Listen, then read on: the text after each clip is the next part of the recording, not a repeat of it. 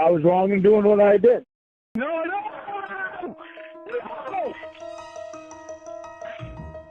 Are you listening? I don't care about fucking money. I know how to live without money.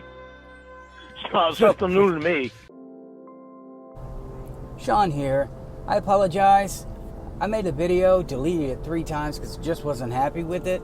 Plus, I left a case study I did on him. I left the folder sitting at work. I don't even know why I took it into work, but I left it there.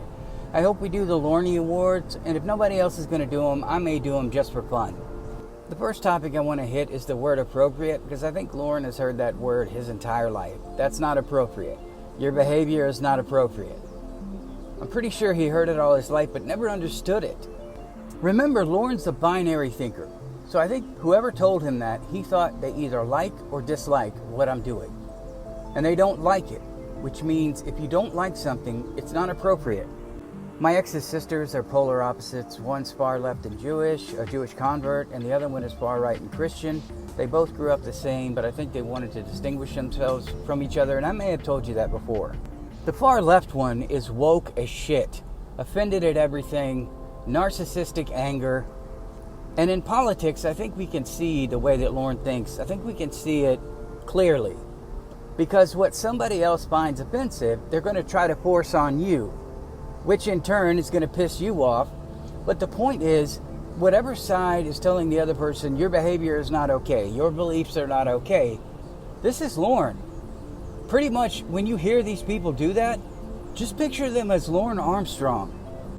If any of you have police friends or people that are retired that are police that can now speak openly about some of the cases, they won't use names, but they talk about domestic abuse, and one or the other, usually the male, who didn't find the spouse's behavior appropriate or to their liking, they told them over and over and over and over again, and it just reaches a boiling point. Why can't you listen? Why can't you understand? Who does that sound like?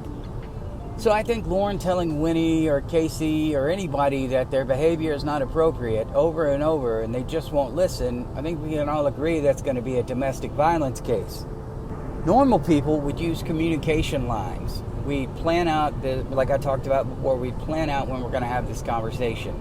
And if the conversation is not moving forward, it's time for you to move on from that conversation or decide whether or not it's a deal breaker.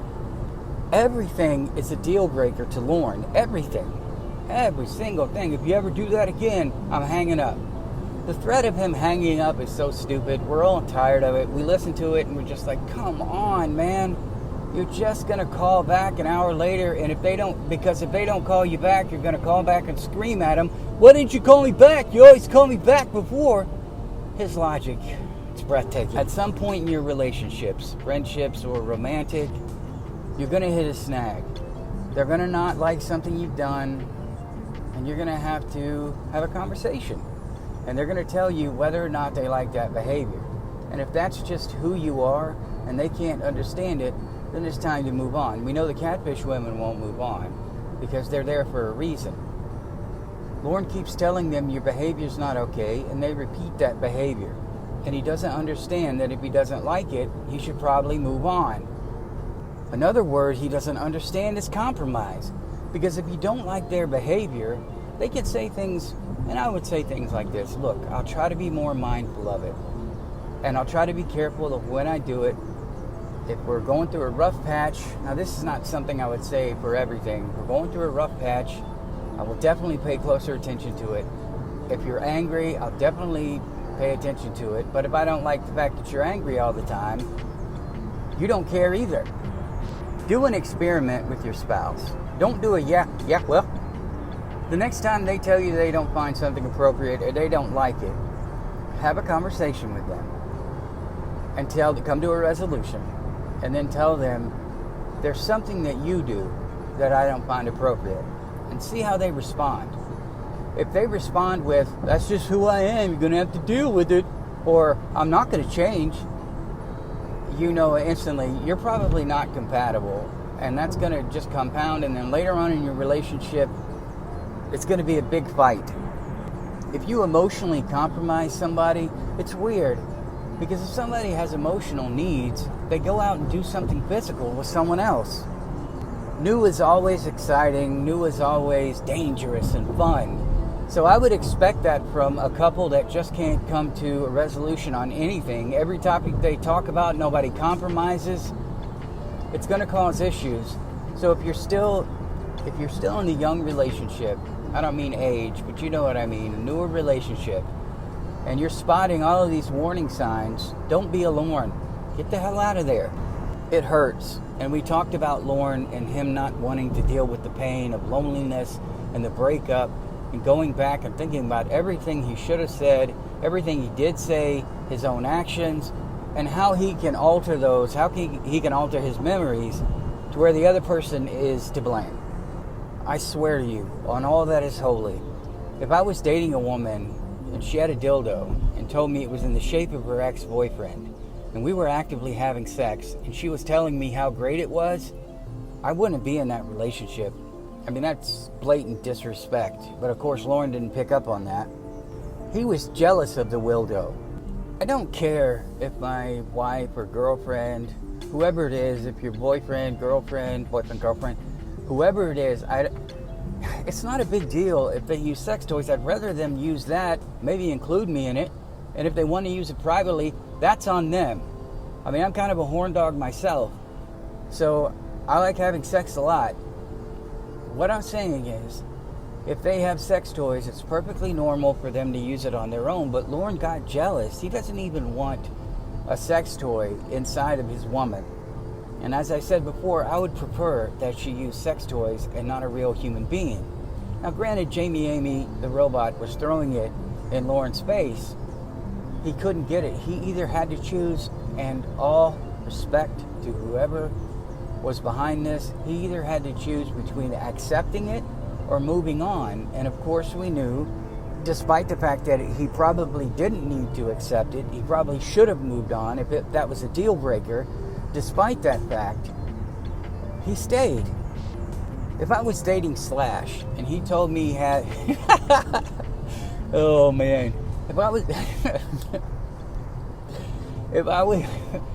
oh man, breathe, Sean. If I was dating Slash and he was using something called the Pooper Poundertron 5000 and he wasn't going out and banging Cornville three-way, I'd be completely okay. I'd be completely okay with it.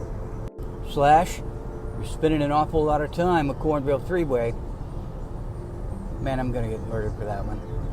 But again, Lorne had a choice. Remember how it's Wildo or me, Dan or me, doctor or me, therapist, and so on and so forth. And then the one that killed me, and I've said this before, is your dad or me. Guys got problems. If you're at an impasse, if you're to the point... Now, granted, Lorne wasn't having sex with Jamie Amy, and he was hearing all about the Wildo, and the Wildo was getting more action than he's ever had in his life. Granted, if you're in a relationship and you're not having sex, and you find out your partner is using sex toys all the time, I could see how that would cause a problem. But me, because I love sex so much, and because I would want to try to make sure my partner was happy, I'd ask them, what can I do? What can I improve on? What would you like me to do? How am I not satisfying you? Lorne would never do that, because that's not appropriate. Instead of working on himself, and I know this is an uncomfortable topic. If you're listening to it at work and it's out loud, I apologize to your coworkers. If Lorne was smart, he would do the same, but he wouldn't. He would just say it wasn't appropriate.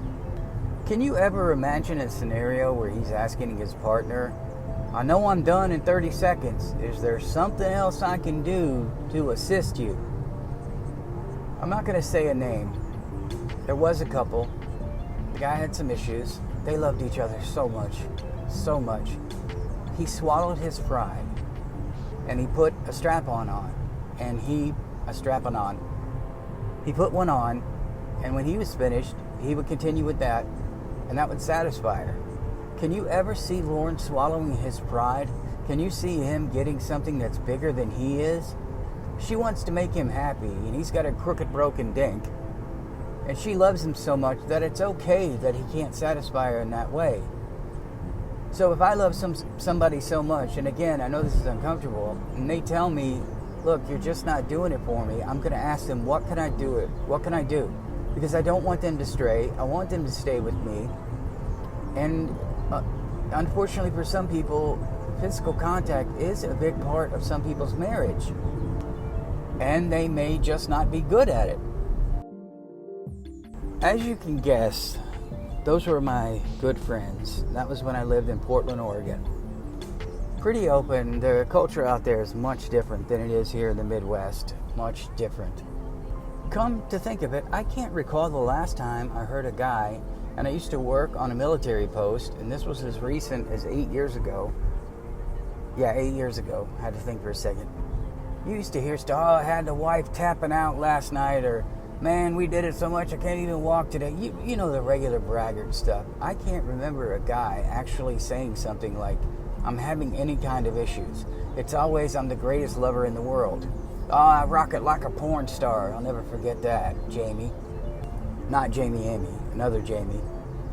So I wonder if Lorne would also be that braggart and walk around, oh yeah, you don't understand, I'm handling it. I handle my business in the bedroom. Something we talked about that was very uncomfortable. We did a sexual study because I find sex fascinating. I find the need for sex fascinating. I find the fact that procreation comes from something so pleasurable. Even if you are satisfying your partner, you can still ask them, am I doing something? Can I do something better? Can I improve this? How can I improve your experience? Like your customer service. Thank you for calling customer service. How can I help you? Well, I'm having sex with my husband, and it's great. There are just a few things I'd like him to do. Well, my advice is talk to him. Well, it gets uncomfortable when you talk to him. That's when you sit them down. And then, of course, Lorne would tell you, again, that's not appropriate. That's not appropriate. Because it would be a conversation that made him uncomfortable. And I'm proving a point. That conversation probably made you uncomfortable, some of you. And you would tell me that's not appropriate. But that's who I am. And I'm okay speaking like that. And if you're not okay speaking like that, this is a case where you could tell me, hey, it makes me uncomfortable. You wouldn't tell me it was inappropriate, because it's inappropriate for you to speak that way. It would be appropriate for me to speak that way. You would sit me down and say, look, that makes me really uncomfortable. Not it offends me, nothing that's aggressive, that makes me really uncomfortable. One thing he can't do when you use the word appropriate is try to understand where they're coming from. Try to understand why that behavior is appropriate to them. Now, she told him, Casey told Lorne, me and Alex, it's not sexual, nothing's happening. But in Lorne's head, she's walking around in skimpy PJs and seeing you in your home life. None of that makes any sense for him to say that. It's just jealousy. It's things he wishes he could do. But of course, he doesn't want to understand that Alex and I are just friends because Lorne doesn't have any friends. And telling someone, a female, anybody, you can sleep on my couch, that's not something that's wrong. In the Marine Corps, I slept on so many couches that were at females' houses. It was unbelievable. Because it's called respect for women, Lorne. You don't try to bang every single one of them. Because you've never had sex, that's what you think happens. So that's why it wasn't appropriate. So the final piece to that puzzle is Lorne can't put himself in a situation, put himself in their shoes, try to understand where they're coming from. If he could do that, if he was able to do that, he'd probably be a lot happier. Winnie going to a party, understanding that Winnie is just crazy. Winnie did do some sexual things, but even in the beginning, look at Ramona. Professional, got her life in order, telling him, I'm not having sex with anybody, but of course, Lorne, well, I believe you, well, won't you be honest with me? Which makes no sense. So Lorne will never be able to understand what appropriate is, because things he doesn't like are appropriate, or inappropriate, sorry. Things that he likes are appropriate. Things that don't make him mad are appropriate. And he'll never be able to see it from the other side. Lorne's fence is so big that he could never even peer over to the other side. And he doesn't understand anyone else, and I can only imagine that blocks him from having any kind of friendships at all. That's my video for today. Case study hopefully being recorded tonight.